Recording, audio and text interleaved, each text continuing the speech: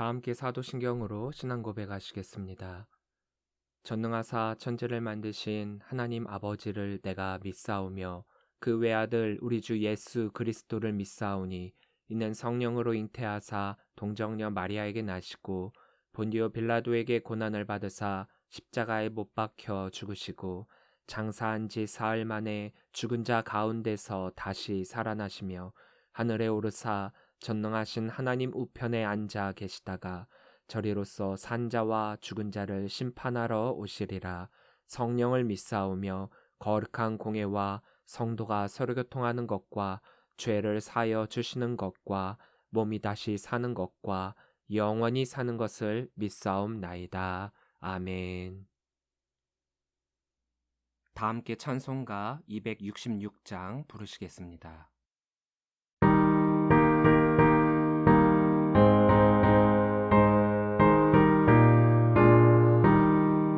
주의 피로 이룬 샘물 참 깊고 넓도다.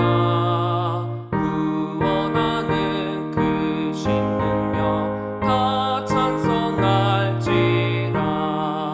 찬송하세 주의 보혈 그 샘에 지금 나가 죄의 깊이 빠진 이 몸 그 피로 씻어 맑히네. 죄악 세상 이김으로 거룩한 길 가는 나의 마음 성전 삼고 주께서 계시네.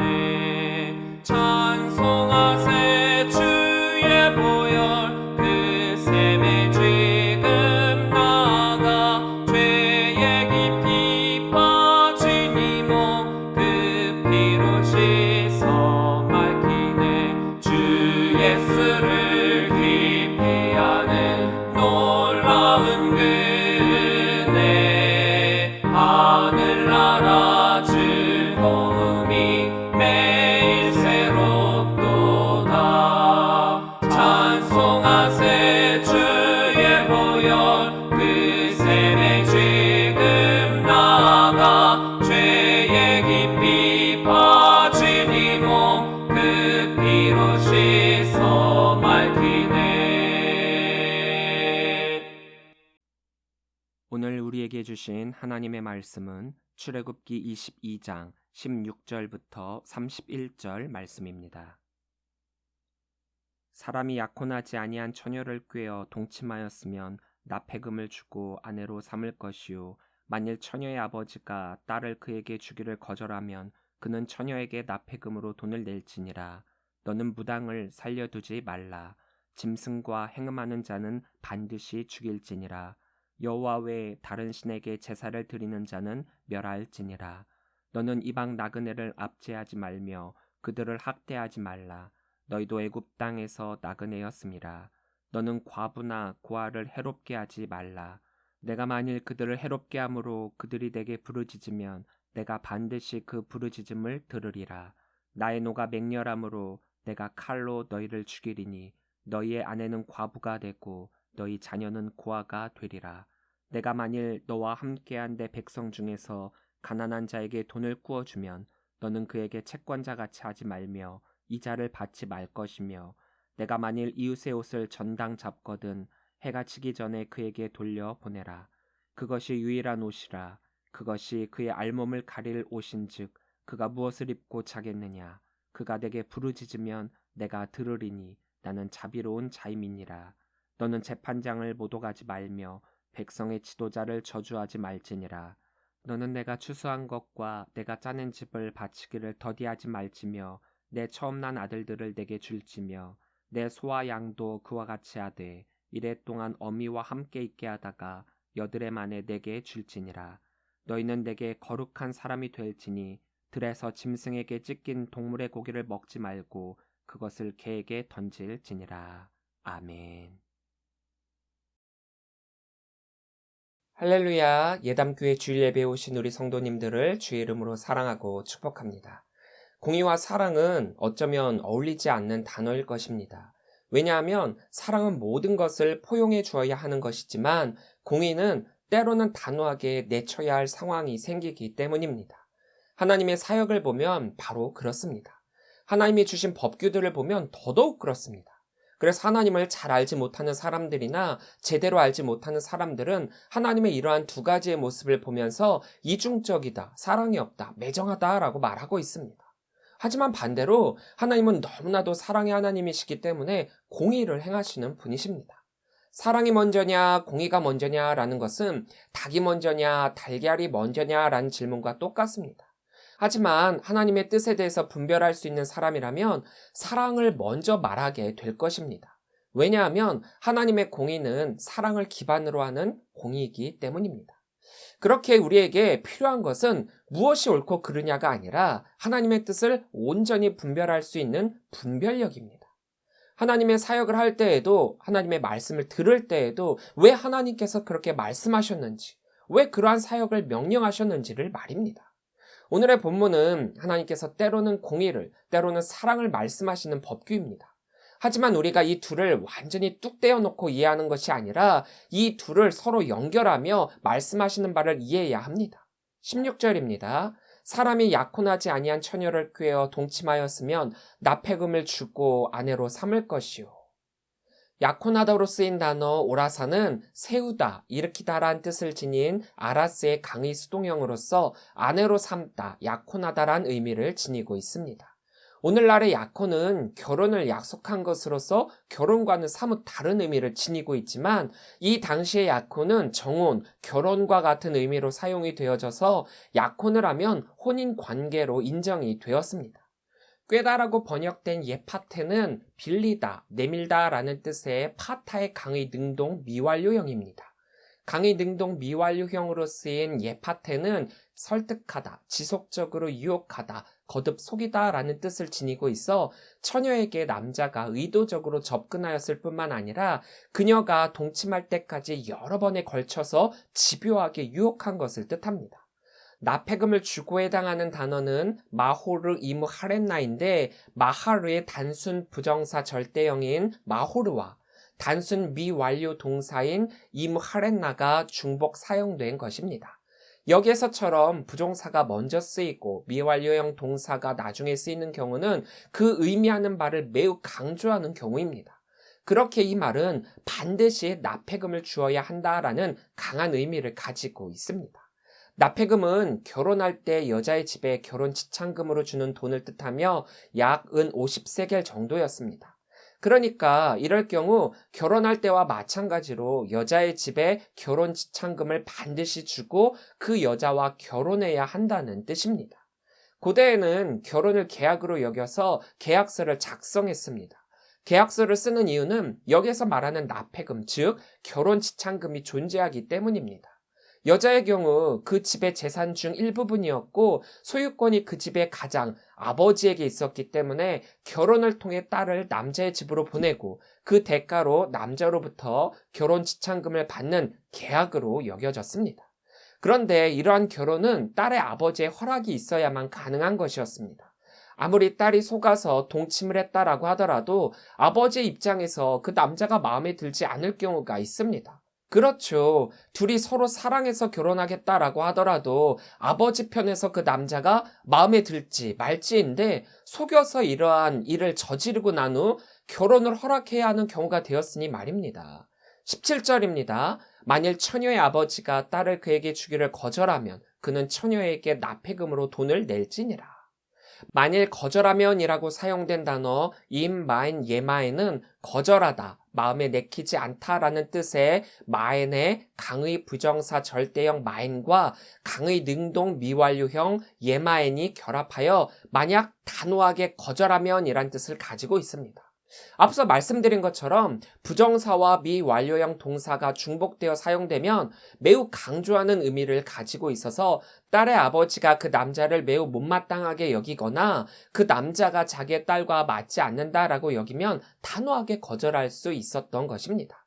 16절을 보면 남자 쪽에서는 여자를 속인 것에 대한 책임으로 이 결혼을 반드시 해야 한다라고 하는 의무가 있었지만 17절에서는 피해자 측인 여자 쪽에서는 이것을 반드시 받아들여야 하는 것이 아니라 거절할 수 있는 권리가 있었던 것입니다.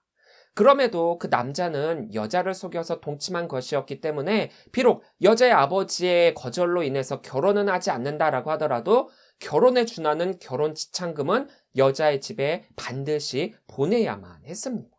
왜냐하면 딸은 아버지 재산의 일부분인데 그 남자로 인해서 재산권의 손실을 입은 것으로 보고 그것에 합당한 배상을 해야 했던 것입니다. 돈을 낼지니라 해서 사용된 이 슈콜은 무게를 달다, 평가다 라는 뜻의 스와카레의 단순 미완료형으로 직역을 하면 무게를 달 것이다 입니다. 이 당시 화폐의 기준이 무게였기 때문에 은 50세겔의 무게를 달아주라는 것입니다. 18절부터 20절입니다. 너는 무당을 살려두지 말라. 짐승과 행음하는 자는 반드시 죽일지니라. 여호와 외에 다른 신에게 제사를 드리는 자는 멸할지니라. 앞서서 사형을 당하는 아주 무거운 형벌을 받게 되는 경우는 살인을 저질렀을 경우였습니다.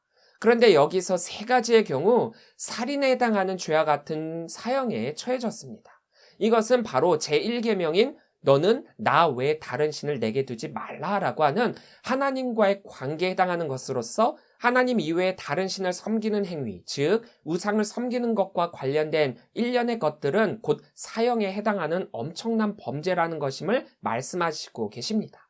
살려두지 말라에 사용된 단어 태아예는 숨쉬다, 생존하다라는 뜻을 지닌 하야의 강의 능동 미완료형으로 살아가게 하다라는 뜻입니다. 그런데 이 말에 절대 부정의 의미를 지니고 있는 로와 함께 쓰여서 절대로 살아가게 하지 말라라는 강력한 금지 명령으로 사용되고 있습니다. 무당이란 뜻의 말 메카쉐파는 요술하다, 술수를 부리다 라는 뜻을 가진 카사푸의 분사형입니다. 즉 주술을 사용하여 죽은 사람의 영혼을 불러낸다거나 점을 침으로써 사람들을 미혹하고 우상에 빠지게 만드는 사람들을 뜻합니다.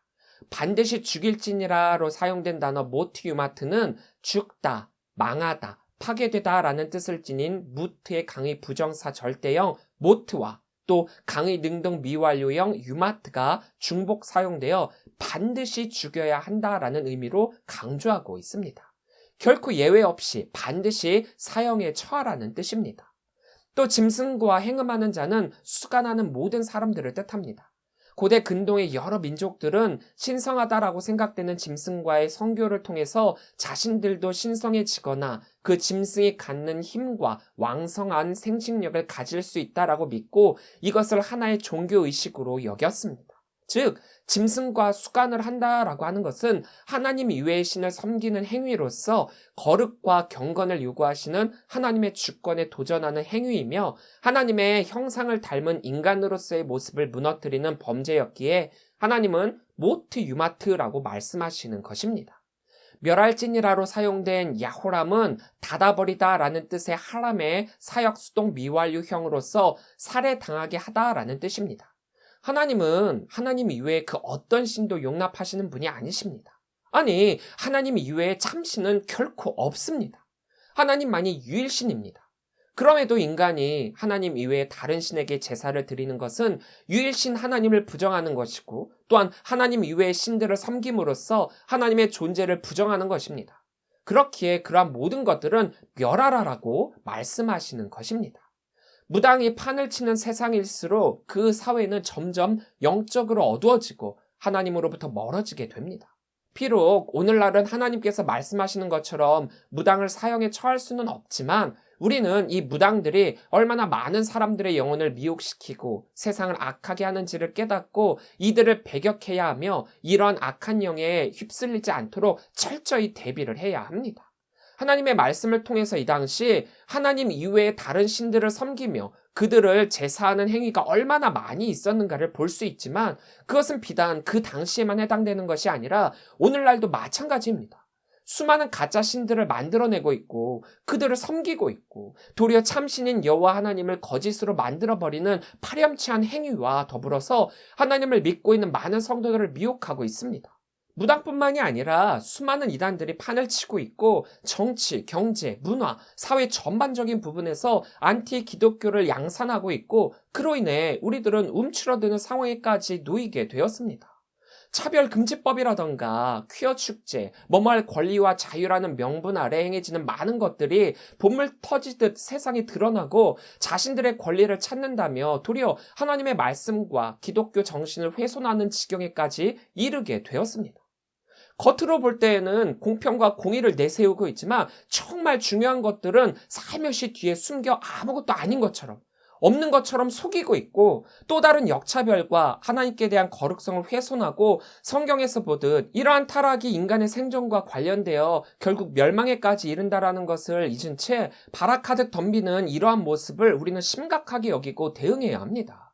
안타까운 것은 기독교인이라고 하는 정치인들조차도 이 부분을 도리어 이용하여 자신의 표값으로 여기고 있다라는 점입니다. 자신의 명예를 위해 목숨값으로 표를 사시겠습니까? 표가 중요한 것이 아니라 이것은 존폐 위기입니다.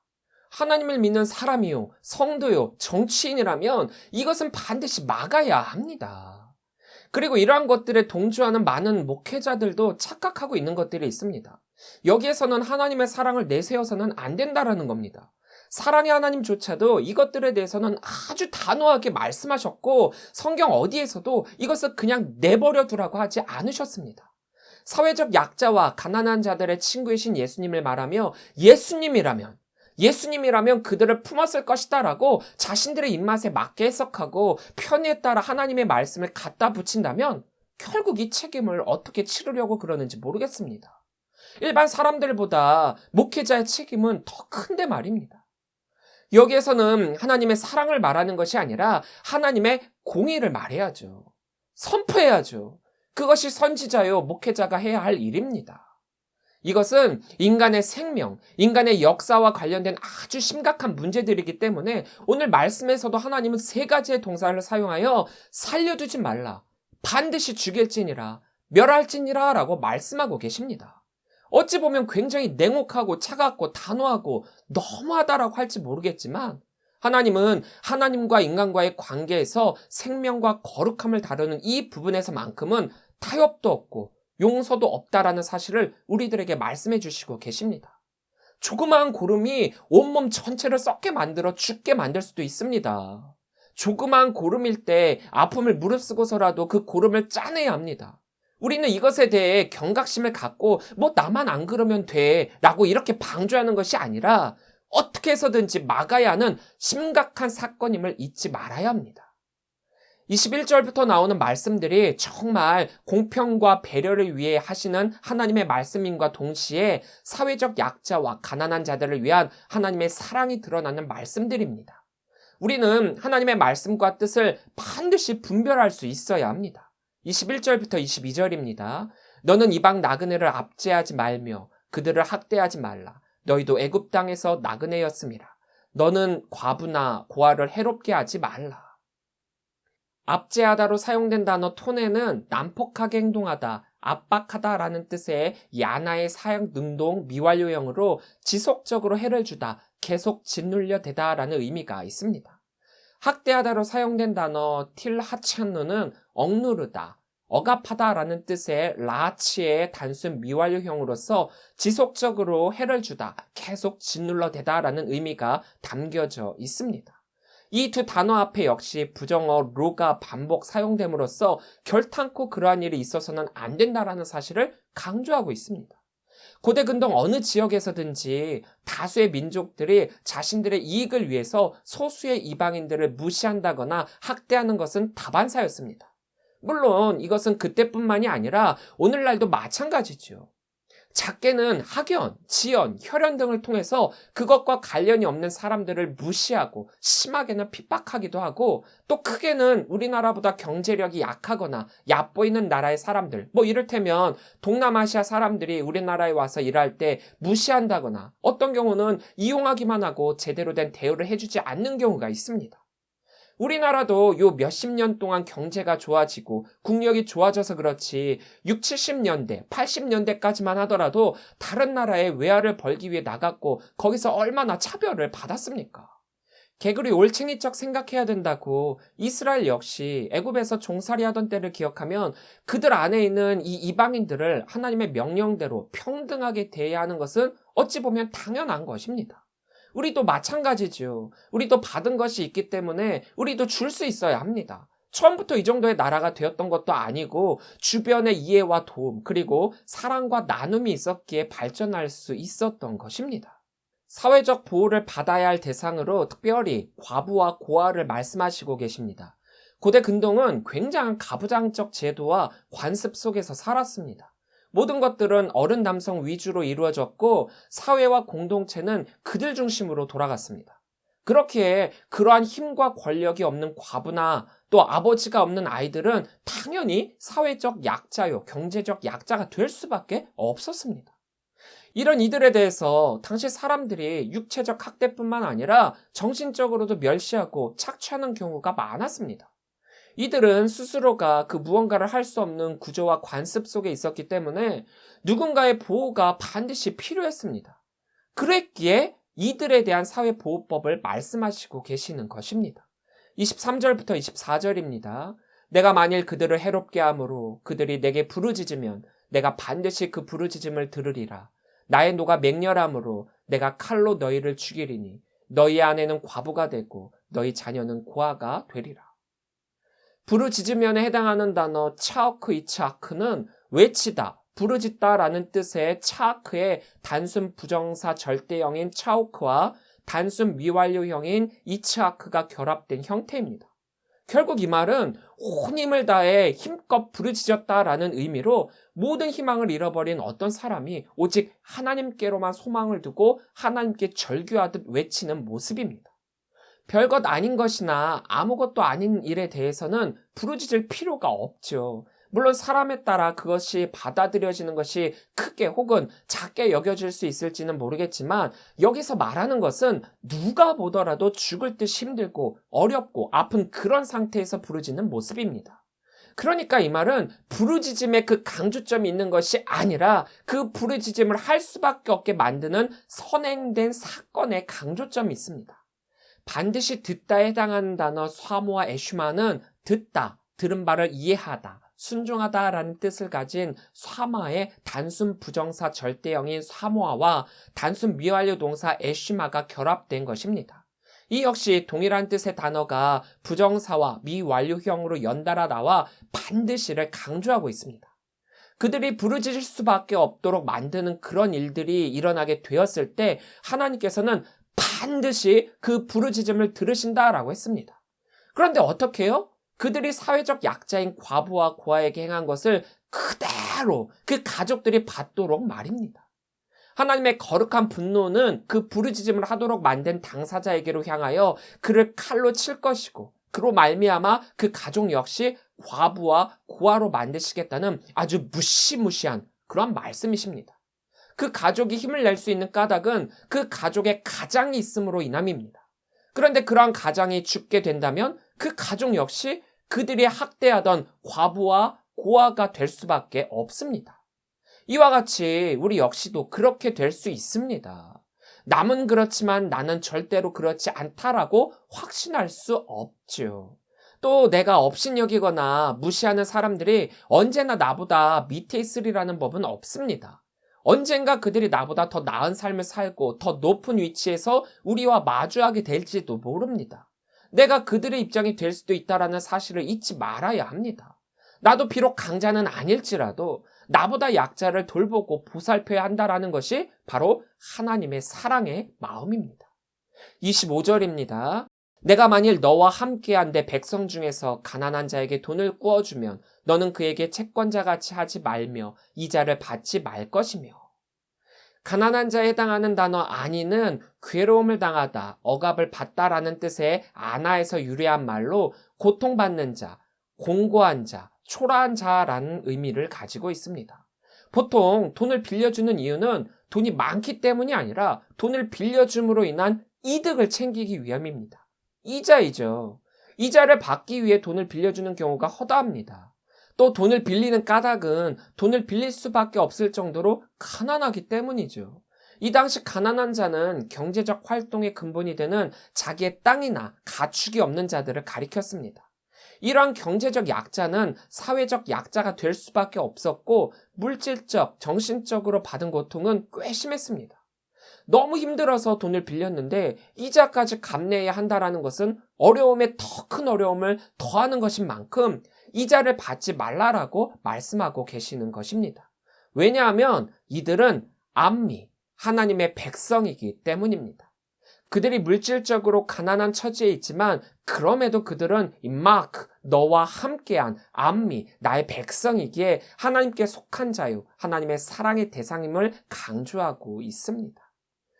친한 사람일수록 돈 거래를 하지 말라라고 하죠. 왜냐하면 돈을 빌려줄 때는 얼마나 급하길래 라는 선한 마음으로 돈을 빌려주지만 정작 그 돈이 필요한 때가 되어서 돌려달라라고 할 때 그 돈을 제대로 돌려받을 수 없는 경우가 많고 또 빌려준 그 돈으로 인해서 두 사람의 관계는 멀어질 수밖에 없기 때문입니다. 빌린다는 것은 돌려주어야 한다라는 것을 전제로 하는 것입니다. 만약에 정말 그 사람이 어느 정도의 돈이 필요하고 나는 그 돈을 돌려받지 않아도 될 정도가 된다면 그냥 주는 것이 두 사람의 관계를 유지하는 방법이라고 합니다. 반대로 돈이 급해서 빌렸다면 빌렸을 때 그 간절함을 잊지 말고 제때 빨리 갚을 수 있도록 노력해야 합니다. 그런데 빌리고 난 후 거의 대부분이 다시 갚아야 한다라는 전제를 잊은 채 세워라 내워라 하기 때문에 관계 어려움을 겪게 되는 것입니다. 이것은 선한 의도로 돈을 빌려준 사람을 이용하라고 하시는 말씀은 아닙니다.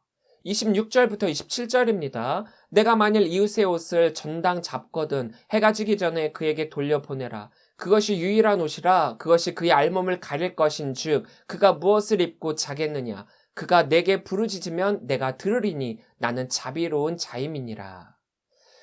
이것은 담보를 잡고 돈을 빌려주었을 때의 말씀입니다. 그런데 그 담보로 잡은 것으로 인해 그들이 어려움을 당하게 된다면 그 담보 역시 돌려주어야 한다라는 말씀입니다. 공경에 처한 사람의 생존과 안전을 위해서입니다. 오늘 하나님의 이 말씀을 기억한다면 이것은 사회적 약자에 대한 배려의 말씀이시지 가진 자가 무조건 없는 자에게 주어야 한다는 말씀은 아니라는 점을 명심하시기 바랍니다.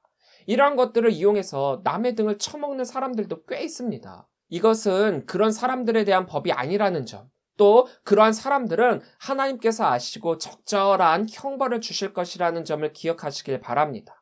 다만 여기서 강조하시고 계시는 것은 가진 자들은 사회적 약자들이 어려움을 당하는 것에 대해 더 큰 어려움에 처하도록 하지 말고 그들을 배려하라는 말씀입니다. 28절입니다. 너는 재판장을 모독하지 말며 백성의 지도자를 저주하지 말지니라. 재판장으로 번역된 엘로힘은 신들 혹은 하나님을 뜻하고 때로는 하나님의 권위를 위임받은 인간 재판장을 뜻합니다. 지도자로 번역된 나시는 들어올리다, 높이다라는 뜻의 나사에서 유래한 말로 왕, 지도자, 권력자들을 뜻합니다.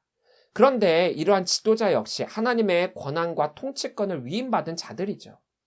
이렇게 하나님의 위임을 받은 재판장이나 지도자를 모독하거나 저주하는 것은 곧 그 권한을 위임한 하나님을 대적하는 것과 마찬가지입니다. 때로는 현실적 어려움과 괴로움에 대한 돌파구로 눈에 보이는 이들을 향해 원망과 증오감을 표출하기도 하는데 이것은 자칫 잘못하면 하나님을 대적하는 큰 범죄가 되는 것인 만큼 하나님께서 주의하고 계시는 것입니다.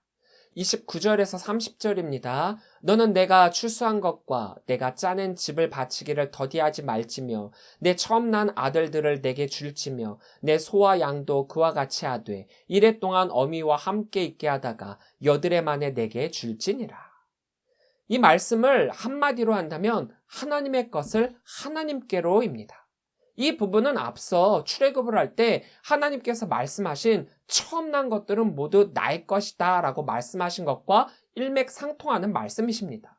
10번째 재앙, 6월의 때에 애굽에 있던 모든 장자들이 죽임을 당했지만 이스라엘의 장자들은 하나님의 은혜로 모두 하나님의 것이 된 것인 만큼 인간도, 짐승도, 출수한 식물들도 모두 처음 난 것들은 하나님의 것이라는 것을 잊지 않도록 다시 한번 확인시키시고 계십니다.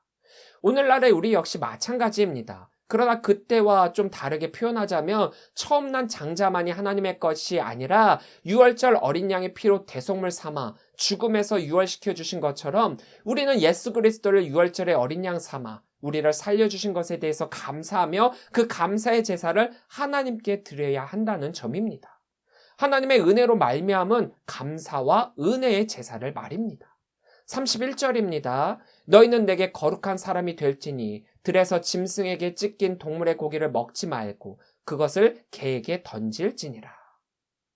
짐승에게 찢긴 것에 해당하는 단어 테레파는 뽑아버리다, 산산이 찢다, 상처를 내다라는 뜻의 타라프에서 유래한 말입니다.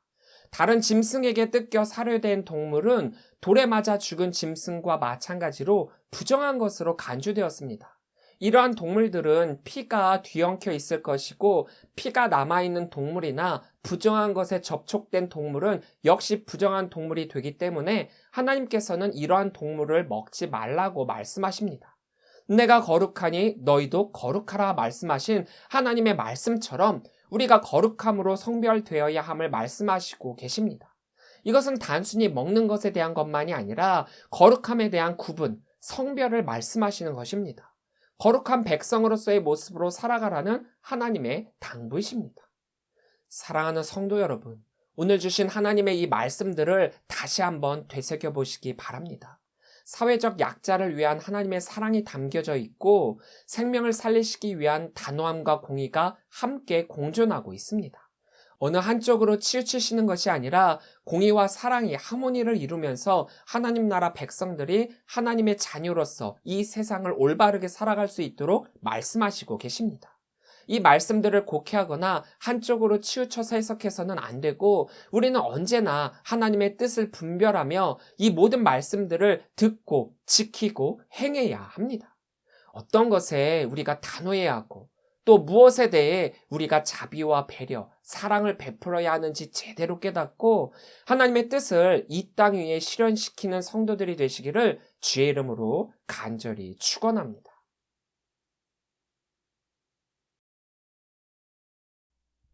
기도하겠습니다. 사랑의 하나님 감사합니다. 오늘도 주의 전을 찾아 예배하게 하여 주시니 감사합니다.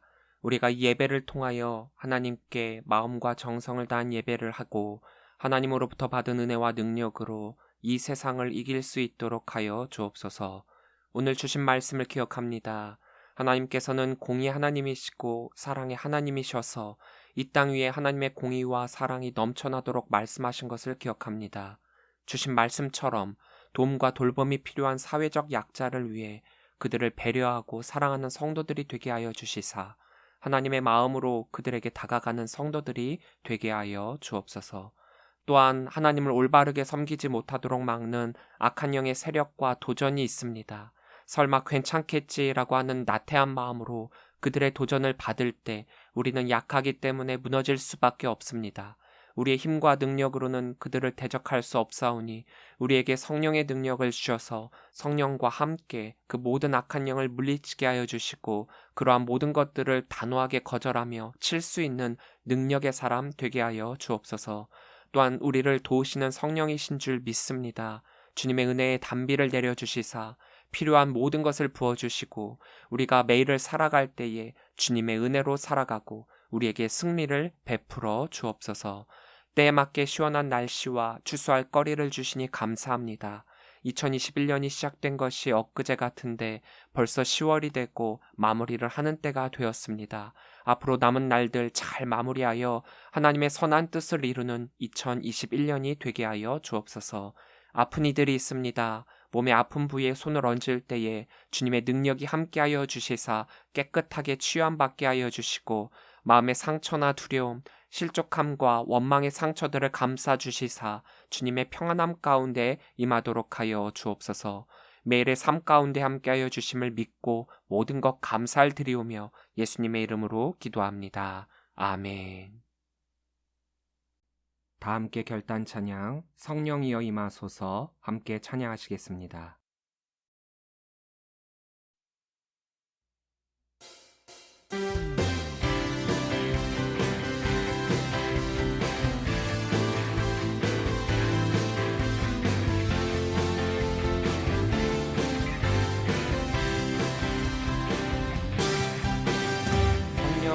임하소서. 내 마른 나의 심령 위에 주님의 은혜에 담비 내려 나 흠뻑 적셔 주옵소서. 주의 권세 주의 능력 지금 이 시간 임하셔서 악한 권세 모두 깨뜨리고 주님 나라 임하소서. 영광 할렐루야. 예수의 그 패가 내게 승리 주네 구원이 되시네. 영광 할렐루야. 예수의 이름이 능력되네 소망이 되시네. 성령이여 임하소서. 내 마른 나의 심령 위에 주님의 은혜에 담비 내려 나 흠뻑 적셔 주옵소서. 주의 권세 주의 능력 지금 이 시간 임하셔서 악한 권세 모두 깨뜨리고 주님 나라 임하소서. 영광 할렐루야. 예수의 그 피가 내게 승리 주네 구원이 되시네. 영광 할렐루야. 예수의 이름이 능력되네 소망이 되시네. 영광 할렐루야. 예수의 그 피가 내게 승리 주네 구원이 되시네. 영광 할렐루야. 예수의 이름이 능력되네 소망이 되시네. 능력되네 소망이 되시네. 능력되네 소망이 되시네.